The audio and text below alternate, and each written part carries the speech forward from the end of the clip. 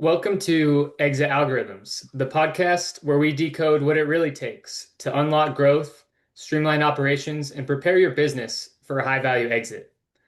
Today, I'm honored to be joined by Liz Macrae, co-founder and president of Village Wellth, a company revolutionizing business acquisitions through community-powered support, expert advisory, and cutting-edge tech tools.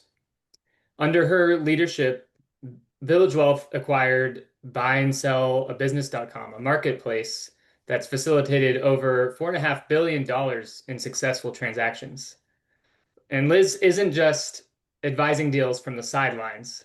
She's acquired and successfully exited two companies herself, ran a boutique business brokerage, and serves as a certified exit planning advisor, or SEPA. She's also a sought-after speaker, sharing battle-tested insights from the front lines of M&A. So with that, Liz, so stoked to have you here. Thank you for joining the show. Thanks so much for having me, Pete. Yeah, absolutely.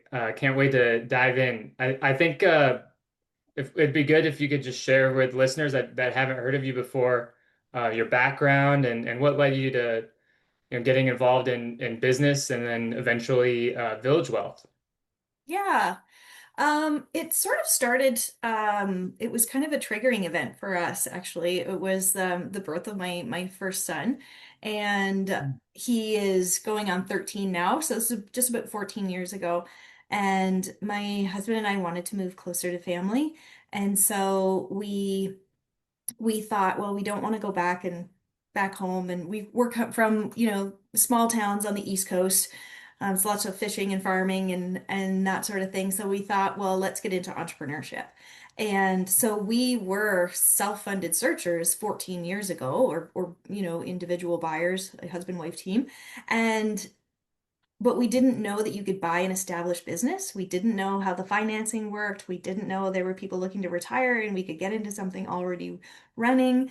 And this was before all of the supports and accelerators that exist now for buyers. And so we didn't want to do a startup, and we went the path that we thought was our only other option, and that was into franchising. Now, I have Hmm. to say, I have nothing against franchising, but we certainly made some mistakes. We Sure. bought an early stage startup franchise, bought into one, and then started in a new location. So we were almost doing a startup anyway and didn't realize it. And so we Wow. made a lot of mistakes. We lost money, and it took us we held on though, because for me it was really important to go through the full cycle. Like, we had people tell us just close the doors. But for me, I wanted to buy, build, and sell from the beginning. Hmm. And so when we finished that journey, had started running into business brokers. And I had been trying to sell our franchise on my own for a couple of years. And I finally ran into a broker who took me on and said, let's sell your business, and you can join my team. And so that's what I did. So that brought me into business brokering and learning about business valuations. And I ended up taking over the firm, and we expanded into exit planning advisory, and grew a team. And so that was how I landed in the M&A space. Gotcha. Yeah. Wow. Okay. I'm sure you learned a ton of lessons that helped you as you advise all the business owners that you work with, I'm sure, right? Yeah, we saw a lot of companies, and the reason I ended up getting into exit planning was because as a broker, you see a lot of businesses that you wouldn't take on, and a lot of Hmm. businesses where this is going to be hard to sell. And so, you give them some advice and some tips on, this is some areas where you can improve your business. And good luck, but I'm sorry, I'm not a fit for you. And so that's Yeah. what kind of spurred me to go into exit planning and go, how do we get in 3 to 5 years or more than that ahead of when someone wants to sell, to really look at what we can fix in the business and increase value and actually make it so they can get what they want for their business, or at least a meaningful number, and they can have a decent exit. So that's why I segued into exit planning. And then the rest of the story is, I've been contacted by buyers on a daily basis for, a number of years, and we saw that there was really some large gaps on the buy side. So in 2020 excuse me, in 2020, I ended up selling my brokerage and went full on buy side. So Gotcha.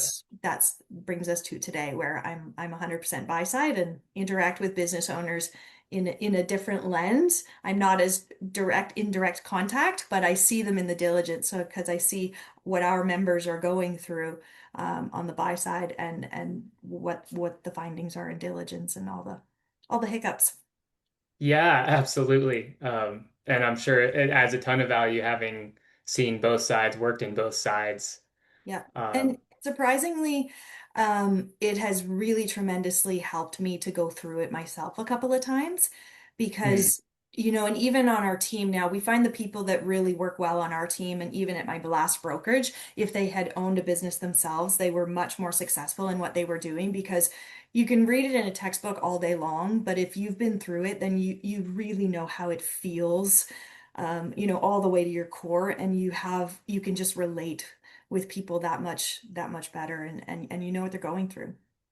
definitely. Yeah, that makes a lot of sense. Yeah, when you worked with businesses that said, I want to sell, what were some of the things or maybe like first indicators you review in a, exit readiness audit? Yeah, so one of the biggest things is motivation. Why are you selling? Because if they're not really motivated and they're just kind of testing the waters, like, oh, I just want to see what I would get or what the market would give me or what this experience is like, it's a big undertaking to go to market. And so, there's a very big difference between actually engaging an M&A professional to sell the business, like there's a readiness factor there versus oh, I was approached and someone's curious about buying my business, like I might have the conversation. There's a very different readiness approach. And, we see working on the buy side now that we see deals die because the business owner pulls out at the last moment. And sometimes Hmm. after hundreds of thousands of dollars have been spent on due diligence on both sides. And so that motivation factor is really important. The other thing is price expectations. If realistic valuation, understanding of the realistic valuation of their company isn't really there, then and they find that out, at the final hour or um, in negotiations after time has been spent from both parties, and they just go, well, I'm gonna keep the business and I'll continue to grow it. If this is why my business isn't selling, then I'll just go back and fix those things. But if they knew what those things were in the beginning and they went, okay, I'm gonna spend the next 2 to 3 years fixing these things and then I'm gonna go to market, like yeah, we want to avoid deal closings or deal failures and deal fatigue as much as possible. Sure, yeah. And you mentioned about 5 years. Is that a optimal time frame to prepare? Because I know, a lot of sellers will be like, "Hey, look, I want to sell, Awesome. tomorrow." So, yeah, would you say how long does it take to implement some of the things that'll make the business, you know, sale ready? I mean, it doesn't have to take that long. And people fall into different buckets, I think. So, ideally, if you talk to a tax planner, they're going to tell you 3 to 5 years is ideal for tax planning purposes, right? Hmm. And making sure that the structure of the company and that you're optimized for tax efficiency. Those things, like you can end up leaving money on the table because you haven't done your tax planning, or you didn't understand that some of the ways that your company is structured were hindering you from some tax benefits. So that is why, like, really being as proactive as possible is getting into the right professionals who can identify where you're sitting from a tax perspective and really what your take home. Because you could have a great exit, and then you could take that big bucket of money and go to your finance team, and they go, yeah, but this is what you're left with. And now it's too Hmm. late. You've gone through the sale, and it's all over, right? So that's why the 5 years is good, 3 to 5 years. Some people are even more proactive than that, and they'll get this information ahead of time. But beyond that, um, as far as some other things that take time to put in place is, those contracts. And so, we've run into Hmm. companies and they have no contracts whatsoever. And the buyer's going, well, that's a risk. What happens if they decide not to stay with me? Yeah. I ran into a buyer who had bought through our platform, last year, and he lost $100,000 worth of revenue. There were no contracts, and he stepped into the business, and clients didn't receive him well. Yeah. And so, that stuff really does happen.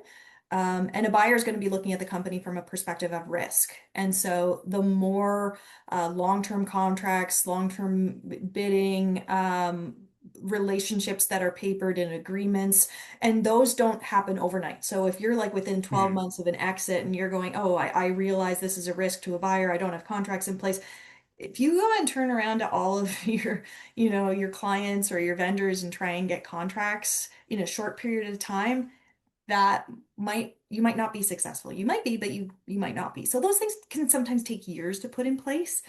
And so things like that. Yeah, definitely. Yeah, having a confidence in the recurring revenue of the business after the sale.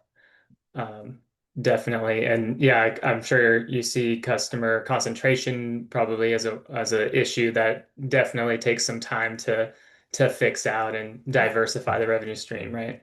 Exactly. Customer concentration. I didn't want to hit all those big ones right up front, but customer concentration is one of the biggest deal breakers that we've seen. And lenders don't like it. Mm. They'll decide not to fund a buyer because of customer concentration. It's a lot of risk. So the first time I ever saw that was actually in my father's business. He used to sell produce from farms to superstores in the Dominican, and he had, one or two core clients, and so he really struggled to sell his business, and that's one of the things that also motivates me to help business owners prepare for well, it did when I was on the south side, but yeah, drove me. Yeah, definitely. Oh, that makes sense. Yeah, and one of the first things to look at it for sure. Yeah, and you mentioned you want to make sure that the deal will go through. You have confidence that it'll be consummated and survive the due diligence process. What do you see as some of the most common killers during due diligence? Customer concentration is probably one of the biggest ones, and oftentimes I think it can be identified pre LOI, like before you go under offer, it can be identified by a buyer, but it's really important for business owners to understand how much of a risk that is. And if a buyer can't get financing because of the client concentration, then one of the only ways you might be able to sell is to do seller financing or an earnout. And so it really restricts how much cash at closing that they can get. Another big one is like lack of contracts again, but we've seen things like lack of employment agreements, or wages and salaries being over or underpaid, Mm. family in the business that was either key man roles and being Oh yeah. overpaid, so some friction in being a multifamily member business are some things that we've seen. But the employee digging into employee contracts and how employees are paid or what their arrangements are, we've seen red flags there. When there's multiple companies running under one umbrella, and maybe the financials haven't been managed properly between the companies, or what the relationship is between companies that are maybe under one holdco. So really it's really highly recommended that business owners get the right advice before going to market. Mm. And business brokers are usually relying on the information that's provided to them. They're not necessarily doing deep diligence. There are a lot of M&A firms, and I think it's getting better. I think M&A firms that are really proficient in what they do are doing deeper diligence before they take a company to market. Mm. But not all. So the more diligence that a business owner can do ahead of time to understand what is going to get flagged in my business, the more successful they'll be. Yeah, definitely. Yeah, and beyond just killing the deal, potentially killing the deal, I mean, it can also, of course, it's going to reduce the value of the business and what they're able to sell it for. Yeah, and Um, it'll give the purchaser more leverage to negotiate different terms. So either as a business owner, you'll get less cash on closing, or you'll have seller financing that may be on standby for like years, or in some situations, you'll see an earnout, which, we hear a lot of earnouts not getting paid out, Mm. for a number of reasons. And so it really puts, the value of your company on the rocks. Yeah, definitely. You mentioned, key man risk. One of the things we talk about a lot on the show is what are some methods, business owners can take to make their business more owner independent. Because that, as that being one of the huge drivers in the value of the business, right? Yeah, I think I'm a big proponent of right people in the right seats on the bus. And it's all about the people and the right people doing the right things. And I think, business owners that have been in business for, decades sometimes get comfortable having, certain people on their teams. Um, and it's uncomfortable to think about them maybe not being the best performers in their company or in their roles. And so really, having the right team where you feel like you can have them doing, well in their job and performing, and you can make sure that you've delegated away from yourself. And, even in our company, we're out of kind of startup phase, and we're starting to do this too, is like take off the hats that, you wear so many hats Sure. as an entrepreneur, and starting to take those off and make sure that you're, buying back your time. I don't know if you follow, Dan Martell. He's a Yes. He's Uh-huh. he's so fantastic for getting, changing the mindset on where you're spending your time and how you're building teams to make sure that, everything else is covered. But one of the tests that I like to run, I used to do a lot of talks to business owners, and, one of the things they used to say is how many people, in this room can take vacations, and then Mm. everyone puts their hand up, right? Great, I can take vacation. Good for you. Okay, how many people can go for 1 week, 2 weeks, 3 weeks, a month? And we'd slowly see the hands put down. So that's one test, is how long can you take vacation? How frequently are you taking vacation? But also, when you take vacation, are you actually putting your phone down? Because some business owners are going, oh, I take like 3 vacations a year and I can go away for 3 months, but they're still working remotely on their Yeah. computer all day long, right? So you're not like, your business isn't running yourself. So there's some subtle questions that can be asked there to really check on how reliant the business is on the owner. But that's one thing we hear too, is like business buyers will get in and go, "Oh my gosh, they told me they only work 10 hours a week and I'm working 60." Right. Wow. Yeah. Passing the bus test, right? Yeah. And then yeah, exactly, the best test. And things like, the EOS model. Mm. I chatted with a buyer, who had bought a couple years ago, and and the business that he bought was 2 hours away. So he said that distance actually forced me to make sure that there was processes in place. And he said when I bought the business, he's like, everyone didn't have they didn't have computers, they didn't have laptops, like we didn't have a way to do virtual meetings, and we didn't have a way that we were speaking with our clients and meeting virtually with them at the time that I bought this business. I think it was a 30-year-old business in manufacturing. And so because of that distance, it forced him to put together this remote culture and get the team on board with working remotely. And he said as soon as he acquired the business, he started implementing the EOS model. So that's certainly, there's a lot of those models out there, but it certainly pays to start implementing it sooner if you're a business owner approaching a sale, or thinking about your exit, is how much of that systemization and pieces are in there for your team. Because it's certainly something, like, you're a buyer, you look at culture and teams and systems, under a fine-tooth comb. So it matters. Yeah, yeah, 100%. And I'm sure you're going through that right now. Even, in Village Wealth, like you're saying, uh, is there any process that you have because I know it's hard to find the right people to fill those critical roles. Um, and then how do you document the work that they're going to do? Is it like do you make Zoom, or I mean Loom videos, or yeah, I would love to hear your thoughts on that.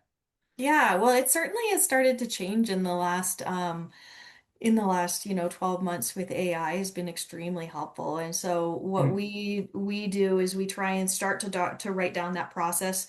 If we're like, for example, like I'm in it right now, I'm trying to pass project work off to someone. So I'll start with a bit of a framework and then use AI to help me build it into, an SOP, standard mm, operating procedure. And then, yeah, sometimes Loom videos. We've got tooling called Notion. So we've got a documentation file system for operating procedures. But that is something that is really valuable in diligence as well. Is basically if you've got a manual that you can pass off to your buyer about how everything works, it's really valuable. And that everyone's roles in the company has an outline of what that role is. So it's, even if you've got that turnover, it can be easily transferred. But then when we start with, a standard SOP, on a role, then when we hire, we're like, your job is to take this and make it better. Your job is mm. to document your own job as you learn it. And as soon as they're learning it for the first time, it's the freshest in their mind. So they're learning it from our process and our teaching, but we're also getting them to re-document it. So they're actually improving our processes as they're hired. And then, Smart. and every iteration gets better. Yeah. Oh, that's good. That's good insight. Um, yeah, and having that culture, like you said, set up and developing that over the long term. You know, and when it comes to valuation, do you see any other big ticket items that drive a value in a business? I think technology is starting to it is playing a role in it as well, but it's not, a deal breaker either. A lot of Mm, buyers are looking at a lack of technology as an advantage. So I think technology is, it's a double-edged sword. Some business owners are, I saw a survey not too long ago that said business owners were surveyed and 70% of them felt like the next generation of owners needed to be more tech savvy than they were. And a lot of business owners now I think are going, wow, I know we need to make some changes and implement technology, but I'm not the one that's going to do it. mm, So, buyers are evaluating, what tech stack or what systems, what CRMs are being used in the business right now. So, if there's, it can play a role in valuation, certainly, but it's not that if you don't have it, that we're not seeing a huge difference unless it plays into the recurring revenue, unless because you've embedded technology, you can now have a membership or subscription, or it's easier for you to monitor that recurring revenue. That's where we see it really um, play into the valuation is that recurring revenue, which usually models that have recurring revenue usually have technology embedded into them to manage that MRR. So um, use of technology, recurring revenue, and it's not just repeat. Some business owners I find don't quite get that right. They're like, well, I have repeat clients. I have clients that continue to buy from me on a regular basis, but recurring revenue where it's, payments are systematized, like their credit cards in the system. There's no they're not churning or they're under, annual contracts or there's less risk of churn in that revenue stream. Those businesses will sell for more. got it. Yeah, it makes sense. Yeah, and while we're on the topic of technology, I'd love to kind of give you the opportunity to talk about how are you using technology at Village Wealth. I know some of our certain listeners might be looking at buying, expanding through acquisition.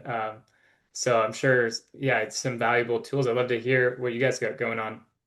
Yeah, so we started in 2020 and it was before a lot of the accelerators and programs for what's if you're a business owner listening, ETA is a common, acronym entrepreneurship through acquisition. So there's lots of programs now for ETA on the buy side, but we started in 2020, which was kind of before a lot of them really erupted. And we found at the time that people who are buying because co-brokering doesn't really exist in the space, like which is a lesson, a lot of buyers need to learn is like you don't always just go out and start working with a broker for free who's going to take you by the hand and show you all the listings on the market. Like this is Mm. on you, and you've got to build the network and build your pipeline of deals yourself essentially, and go hunting for a business to buy when it's an underground market. So we built a two-sided marketplace. That's what we started with.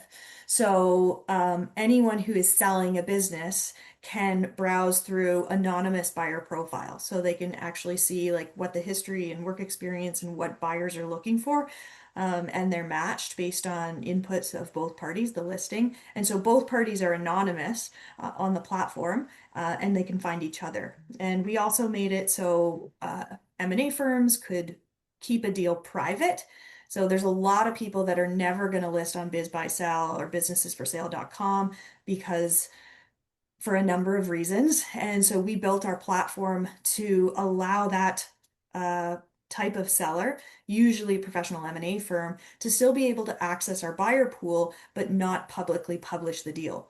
So buyers Mm. on Village Wealth can access deal flow in two ways. They can browse the marketplace and get notifications that match, or they can be private messaged, much like LinkedIn.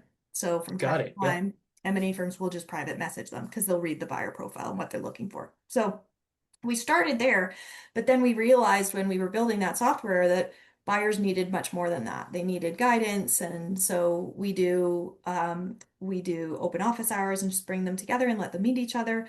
And then we built a deal management platform. So essentially, all the deals that are under review are stored on a dashboard where you can track the status of each deal.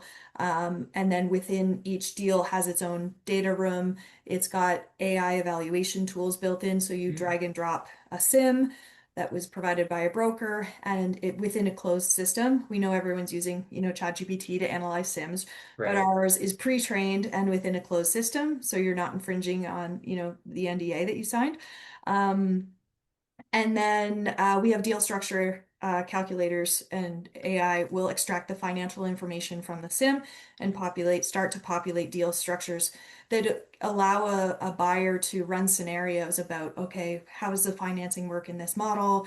Mm. Provides credit metrics so you can easily see, is this going to qualify for an SBA loan? And can understand. So we were designed for what the industry is calling self-funded searchers. So individuals who are using personal capital to acquire a business, or they may be raising capital to buy a business, but they're not surrounded by, a team of advisors or a team of investors at all times. So they're really trying to do this on their own. And so we built software that as they use the software, it also helps to train them on acquisitions. So that's what our software does. Nice. And we've got some cool tools coming out. We've got an LOI generator that is coming out. So it'll take Cool. the inputs from the deal structure that gives you favorable outputs, and it'll populate the LOI before it goes to the lawyer for review. And then we're working on the banking package next. So we look at everything from the financing lens. We've got a former banker on our team. And so what we also found was the deals were falling apart because the purchaser couldn't get financing. And a lot of times it's because the way the deal was structured. So, Mm. um, folks that have never bought a business before, a lot of time, how to structure a deal so that the banks are going to approve it is new. And so our Yeah. system models it in a way that it's going to get approved for financing. Nice. Yeah, super valuable. Yeah, I could see that. They offer the moon and the seller is like, yeah, that's a great price. And then you go to a bank to try to get a loan on it as, most small businesses, that's how it goes. They, just like buying a house, they take out a loan to buy the business. The bank doesn't agree with that valuation, and yeah, Yeah, I could see. No, that's exactly. yeah, Yeah. But in awesome. buying a home, you're usually dealing with a mortgage broker who's helping you with the financing as you're, looking for a home to buy, and you're handheld. And it doesn't always work that way in the acquisition space. If you don't come from an M&A or a finance background, you're kind of left to your own devices if you don't have good mentorship or good investors working with you. So, which a lot of people don't. So that's where we started to build for. And now we've got all sorts of different types of buyers using our platform. Yeah. Oh, that's great. An awesome use application of technology, AI as well. And then I know you mentioned earlier you also use it for documenting your processes. Are there any tools that you rely mo most heavily on in your day to day? Um, we're just starting to use Claude, which has been really exciting to see the power of that tool. I think we're in like incredible times. Yeah. It's kind of, the dot-com boom again, or, Yeah. you look back in history and, when cars first started coming out and, we're kind of at that inflection point too, where it's changing every industry and fast. Like the speed that it's changing is so incredibly fast. So, and where ChatGPT started and it was fairly broad, and now you've got AI tooling that are coming out for subsectors of industries or subsectors of tools, and this again, the speed that these tools are coming out is unbelievable, and it's there's always the other shoe that's going to drop is what is the downfall of this? So there's a lot of benefits, but there's some scary stuff happening too. So um, yeah, so it's a whole new world, and I think we're all trying to learn how to live within it. And yeah, it's exciting times. Absolutely. Yeah. I think you hit the nail on the head there. It's exciting to see where it goes. It's also like, okay, how much of this is hype? Because we Mhm. are clearly in a bubble phase and all, bubbles pop, right? Yeah. And I think Uh, it's interesting to see how it's like affecting different industries too. And there's people who fear, oh, is it going to replace jobs? And I believe it's not going to replace jobs. It's going to create more capacity within those jobs, and folks that are using AI within their own lane are the ones that are gonna, survive and surpass it. It'll be interesting to see what happens in the accounting and the legal space. And yeah, I I was think actually going to ask you about that. How do you think it is impacting and will continue to impact business as you see it? I think obviously some industries will be more impacted than others. I think we'll start to see some new business models emerge, because I think a lot of spaces are going to become more competitive, because Mm, people who really lean into the adoption of AI will create their own business models, which will put pressure on traditional models that don't adapt. Um, and like even where we touch most is, the M&A space. And we're seeing more M&A firms launch and get into the ecosystem. We're seeing technology around, search mandates and buyers, and how buyers are using technology to find deal flow. I think that's really going to um, impact the amount of inquiries that business owners are getting to buy their business. Like when I go in and do mm, a talk to a group of business owners right now, I always ask, and I speak to accounting conferences as well. And one of the questions I ask is how many people are getting cold called from buyers to acquire their business. And right now it's about 30% of the room that will put their hand up, and which actually surprises me that they're not getting more, but I see more of that happening. So I think business owners are really going to have to, first of all, they're going to get frustrated and they're going to get annoyed. Some of them already yeah. are. Um, so how they're going to filter through that noise, like, and how buyers can actually penetrate that bubble, because I think they're going to put their force fields up. Business owners are going to put their blinders up and go, I'm running my business. I don't want to talk to you. I don't know who to take seriously, and I'm not ready to sell. So it's going to be harder for buyers to get through to them, I think, if they're not going through an M&A advisor. So things like that. We're seeing shifts in the M&A space that I'm curious to see what things are going to look like in 3 years. I think it'll be very different than it has been the last 50. Yeah, for sure. Yeah, and I hear there's different opinions on like, oh, it's like some people will say, oh yeah, the whole like all lawyers are going to be just AI or like accounting firms are going to go away. Um, where are you on that spectrum?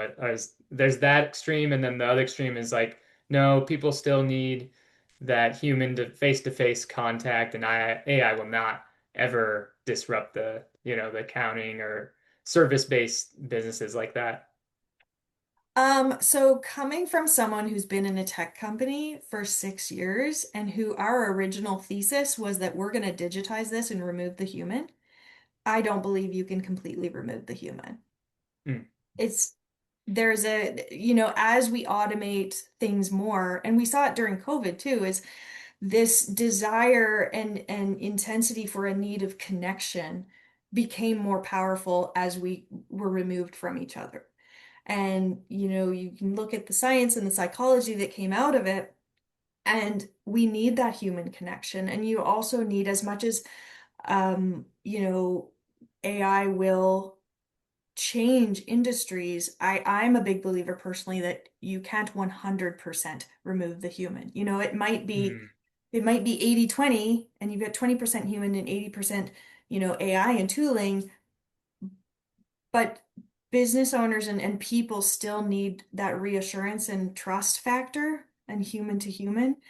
And I think that's one thing too that we're going to really struggle with is how do we learn how to trust everything, because AI is even like my kids are coming into their teenage years, and I'm having to teach them you can't trust everything you see.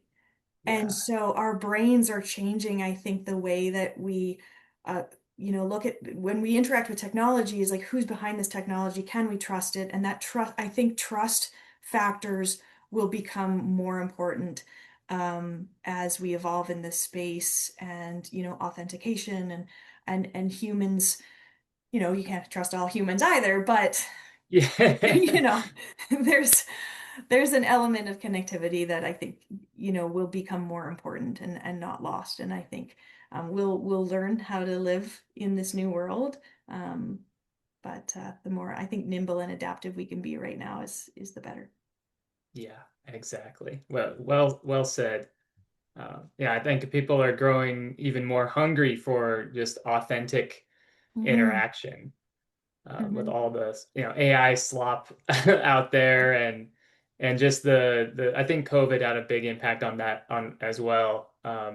Everyone just is looking at a screen and their social media feeds, and yeah, it's interesting the impact of AI and technology on our the cult society and culture as well. Yeah, like in-person conferences, I think, when you go to a conference now, you look, well, they're not for everybody, but I certainly love that connection too. And like little things like, what I hear now from people, that I don't do that many in-person meetings, but when I do, there's this, you can feel the excitement. We're meeting in person, like IRL. This it's so lovely to meet in person, or when you get a handwritten note from someone, it has so much more power and Mm, meaning to it than it has, in the last few years. So, the little things can make people stand out. I think as business models are evolving, I think people are going to lean more into, okay, yes, I'm using AI and I'm trying to be as efficient with my team and my people and create more capacity so that we can be serving more clients. But I think the differentiating factor is when you are face to face or interacting with your clients, how can you make that client experience that much more personalized and authentic? And I think the people yeah, who really can do that well are the ones that are going to succeed in business most. yeah, yeah. Couldn't agree more. Yeah, wow. Great insights, Liz. I really appreciate the conversation today. One thing I always end on with the guests is just give you the floor and say, what's one practical takeaway business owners can implement with this week? This week, um, I would say start to look for some education. Start to look for some education on what the sale process looks like. And it doesn't matter if you think you're 20 years away from exit. If you can understand how a business is sold and how a buyer will look at your company, you'll make changes in how you run your operations immediately. Yeah. I would, yeah, pony up. get educated. And then you'll Yeah. buy back your time too, and you'll run Mm, a better business that relies on you less, and you'll enjoy it more. And you know, the worst thing that we ever hear is, you know, someone worked like a dog and retired, and as soon as they retired, they had a health issue, and you know, and it was, you know, it changed their life or it ended their life, and they didn't yeah. get to enjoy their retirement. So even if you think you're not retiring for, you know, 10, 15 years, don't wait until then to really enjoy more of your personal time. And, you know, you're a business owner for a reason, so make sure you're enjoying the freedom that that business can provide while you own it. Don't just wait. Smart. Yeah. You never know, yeah, what happens and yeah, it's important to have a plan. You don't want to have your business fall apart without any reward from all the work that you've built. Yep, exactly. And so I like you had mentioned in my intro that I am a SEPA. I'm not an active SEPA anymore, so if anyone looks at my credentials, I have let it lapse. Okay. But people who have that CEPA designation are wonderful to work with. They're trained with a holistic mindset to not just look at the business, but look at like your personal planning and your estate planning and make sure that you've got, you know, your your wealth management plan in place, and that, you know, they look at you holistically, and that's how they're trained. So, exit planners, that's their designation. They're a wonderful resource if you're thinking, you know, ahead of like just going to the broker or an M&A firm and thinking, I want to sell my business. If you're one of those business owners who's a bit proactive, working with an exit planner or getting some consulting or going to a workshop run by someone like that can get you thinking uh, proactively. Mhm. Yeah. Thanks for that, Liz. Yeah, great insights today. Yeah, where can listeners find out and learn more? Yeah, Village Wealth is a great place for, you know, for considering buying or growing through acquisition. Wealth is Wellth. So watch the spelling when you're looking us up. And then I'm happy to connect on LinkedIn, and folks can follow me there. And happy to connect. Awesome. Yeah, I'll leave those in the show notes. Yeah, thanks for having me Great. on, Pete. Yeah, Appreciate it. thanks for your time, Liz.